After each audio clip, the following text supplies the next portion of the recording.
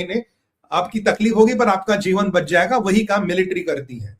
अगर हर काम डिप्लोमेसी से होता तो देशों में मिलिट्री की जरूरत ही नहीं होती। आपके यहाँ एक जयशंकर नहीं 25 जयशंकर होते, 25 मुल्कों से, हर कोई 3 मुल्कों से भिड़ता रहता, फिर आपको सेना की जरूरत क्या थी? 100 करोड़ 150 करोड़ 150 बिलियन डॉलर खर्च करने की जरूरत क्या थी? 5 जयशंकर रखते ना, 10 जयशंकर रखते आप।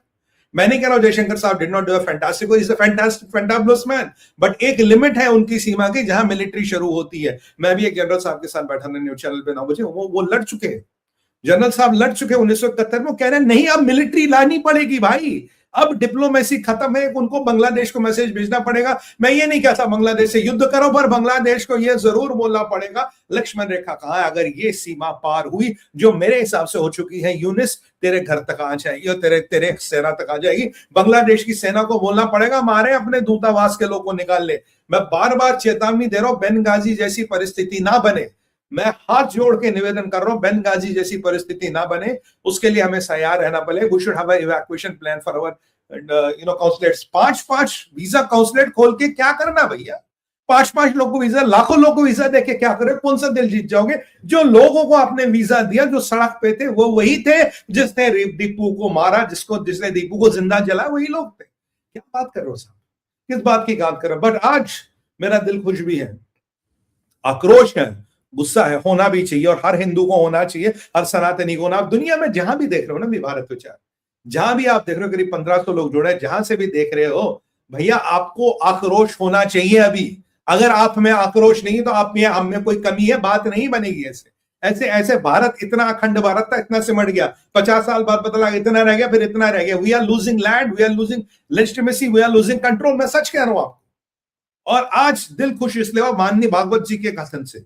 भागवत जी ने आज फाइनली, प्रणाम उनको, उन्होंने माननीय सर्व संचालक भागवत जी ने अपनी चुप्पी तोड़ी और 2-4 बातें भागवत जी ने बिल्कुल क्लियर कही। सबसे पहली बात भागवत जी ने कही, कह रहा कि बांग्लादेश के हिंदू को बचाने का भारतीय सरकार को संज्ञान लेना पड़ेगा, लेना चाहिए, लेना पड़ेगा, जो करना है करना पड़ेगा। ये नहीं बोला लेना चाहिए, उन्होंने कहा लेना पड़ेगा, फर्क है। लेना चाहिए करा, कुछ काम कर रहे होंगे, कुछ काम बता रहे, कुछ काम नहीं बता रहे, कई बार विफलता आती है, फिर काम करना पड़ेगा।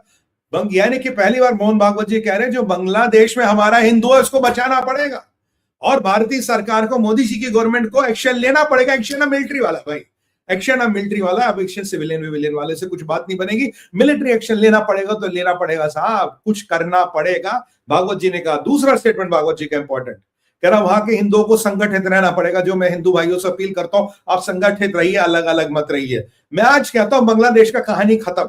अरे चिकन नेक विकन नेक क्या है यार, आधा पूरा एलिफेंट नेक बना लो, हाथी पाव बना लो वहां पे। कौन सा चिकन नेक, क्या चिकन नेक? इनका चिटवांग निकाल दो, हिंदू देश बना दो। क्लियर मैसेज होना चाहिए अब यूनिस को, सुन यूनिस, अगर हम आएंगे तो हिंदू देश काट के जाएंगे, तेरी आधी जमीन लेके जाएंगे, ये सुन ले तू। आज रशिया ने 19% 20% जमीन कब्जा कर ली यूक्रेन की, किसने क्या उखाड़ लिया? पुतिन का। आज इजराइल का किसने उखाड़ लिया? भारत तो उनसे बहुत शक्तिशाली, भारत का कौन उखाड़ेगा? और आपको ये करना है, इससे पहले वहां चाइना एक्टिवेट हो जाए, इससे पहले पाकिस्तान तो खैर एक्टिवेट है, इससे पहले वहां चाइना एक्टिवेट हो जाए, आपको ये करना पड़ेगा। भागवत जी ने कहा भारत हिंदू देश है, हिंदू देश था, है और हिंदू देश ही रहेगा। भारत एक हिंदू राष्ट्र है। उन्होंने बड़ी अच्छी तुलना की, जब सूर्य उगते हैं, क्या सूर्य को संविधान में लिखा होना चाहिए? किसी पोथी पे लिखा है या नहीं लिखा है, फर्क नहीं पड़ता। ये भागवत जी ने कहा किसी पोथी पे लिखा है या नहीं लिखा है, ये फर्क नहीं पड़ता। ये भागवत जी ने कहा कि पोथियों पे क्या लिखा है, it does not matter, constitution में आपके क्या लिखा है, डजंट मैटर। और हिंदुओं का एक ही देश है, वो भारत। और अगर बांग्लादेश में हिंदू मरेगा, भारत ये जो हिंदू देश है, इसका उत्तरदायित्व तो बनता है, जाके आपको बांग्लादेश की बात करनी पड़ेगी खुलेआम करके। ये हिंदू राष्ट्र था, है और रहेगा और सदैव रहेगा, इसमें कोई बात नहीं। कॉन्स्टिट्यूशन में क्या लिखा नहीं लिखा इसका फर्क नहीं पड़ता, कॉन्स्टिट्यूशन इज ओके, फर्क नहीं पड़ता। और बांग्लादेश में हिंदुओं को एक साथ होना पड़ेगा, बांग्लादेश में भी सत्ता परिवर्तन हो सकता है। बंगाल के भी हिंदुओं को एक साथ आना पड़ेगा, बंगाल में भी सत्ता परिवर्तन हो सकता है। जब तक हिंदुओं एक साथ दिएगा बात नहीं बनेगी। और भारत को अब जो भी करना पड़ेगा। देखो, अगर आपके गुस्से में ताकत है ना, किसी का ये ना चेहरा बिगाड़ना पड़ता ताकि आपको उसको लगे आपके गुस्से में ताकत है। नहीं तो भैया बॉलीवुड वाले भी बहुत कागज पे मुक्के मारते हैं और बहुत वो स्टंट मारते हैं, सबको पता उनकी औकात कुछ नहीं। भारतीय सेना को अब आदेश दीजिए, 48 घंटे में जिहादियों की गर्दनें ना झुकी हुई मिलेंगी आपको। इनका गरूर, इनका घमंड, इस यूनिस भागता हुआ नजर आएगा। इसका कोई लेफ्टिनेंट जनरल चौधरी, इसका इंटरनल एडवाइजर रिजाइन करके भाग गया है, सुनने में मेरे आया है। अब क्या होगा क्या नहीं होगा वो तो हम देखेंगे, बट इनका घमंड तोड़ने का समय आ गया और इनको सख्त से सख्त मैसेज देने का समय आ गया।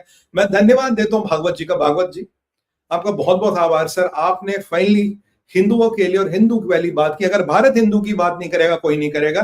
कल मैं एक चैनल पे था 9 बजे, बोला क्या आप खुश हैं गवर्नमेंट ने क्या किया? मैं कहा यार अगर हम हिंदू की बात नहीं करेंगे, अमेरिका से अपेक्षा करूं क्या, ईरान से अपेक्षा करूं या इजराइल से अपेक्षा करूं? अगर हम हिंदू की बात नहीं करेंगे तो अमेरिका, ईरान, इजराइल और ये नॉर्वे क्यों करे? उनको क्या लगी पड़ी? हमें बात करनी पड़ेगी ना, यूनेस्को बोलना पड़ेगा, खुलेआम बोलना पड़ेगा। और सबसे मेरी इंपॉर्टेंट मांग है भाइयों, अब एक डायरेक्ट क्वांटिफाइबल एक्शन दिखना चाहिए। मैं ये नहीं कहता फुल फ्लेजेड युद्ध करे, जो मिलिट्री को सही लगे, जो फौज को सही लगे, भाई मैं कौन हूं उनको बताने वाला? उन्हें पता क्या करना है, बहुत काबिल फौज है हमारी, बेस्ट इन द वर्ल्ड। उन्हें आप आदेश दीजिए। मैं कह रहा हूं राजनाथ सिंह जी का डिपार्टमेंट है, वो आदेश दे और बताएं फौज को क्या करना है, किसको और कहां से खींच के निकालना लाए। और मैं बार बार एक बार कह रहा हूं, सतर्क कर रहा हूं, निवेदन कर रहा हूं, नमन कर रहा हूं, हाथ जोड़ के निवेदन कर रहा हूं, बेनगाजी जैसी परिस्थिति ना हो। मेरे को कुछ इंट्यूशन हो रहा है कि बेनगाजी जैसी परिस्थिति बन सकती है, तो हमारी फौज को एक प्लान बनाना होना चाहिए। और ये वहां की फौज को ये नहीं बोलना पड़ेगा कि हम अपनी फार्म जरा हम अपने कॉन्सुलेट के लोगों को निकाल हमारी मदद करिए। वकरुल जमान को बोलना चाहिए bloody better do it, sorry for the word, better do it. तुम्हें ये करना पड़ेगा वकरुल जमान, अगर हमारे कुछ लोगों को हुआ तो तुम्हारी खैर नहीं, personally you will be penalised. भाई बहुत हो गया, अब हथौड़ा बजना चाहिए, ताकत दिखनी चाहिए।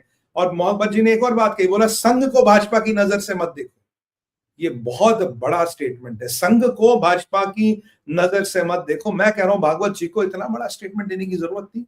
मतलब आज भागवत जी कह रहे हैं कि सरकार को करना पड़ेगा, छुप्पी का वांसा नहीं है। ये नहीं कह सकते बंगाल का इंटरनल प्रॉब्लम है, हमें क्या उससे लेना देना, हमारे नहीं, आपके यहाँ घर में आएगी भाई साहब, क्या लेना देना, क्या मतलब? अगर ऐसे होगा तो यहाँ झादियों को संरक्षण मिलेगा, झादियों को प्रोत्साहन मिलेगा, कहीं सरकार भी क्या हम कुछ भी कर लेंगे। सिंदूर नहीं, जनरल साहब ने एक बड़ी अच्छी बात बोला, वो ऑपरेशन तंदूर चलाना पड़ेगा। सिंदूर नहीं, ऑपरेशन तंदूर, ऑपरेशन तंदूर चला के इन सबका निपटारा करना पड़ेगा। और बांग्लादेश की इतनी औकात नहीं होनी चाहिए कि भारत के साथ वो दो हाथ लगाए, इतनी औकात बांग्लादेश की नहीं होनी चाहिए। और ये भागवत जी का स्टेटमेंट, संघ को भाजपा की नजर से मत देखो, पॉलिटिकल डाइसेक्शन करो तो 1 घंटा निकल जाएगा, पर आप लोग सब समझदार हैं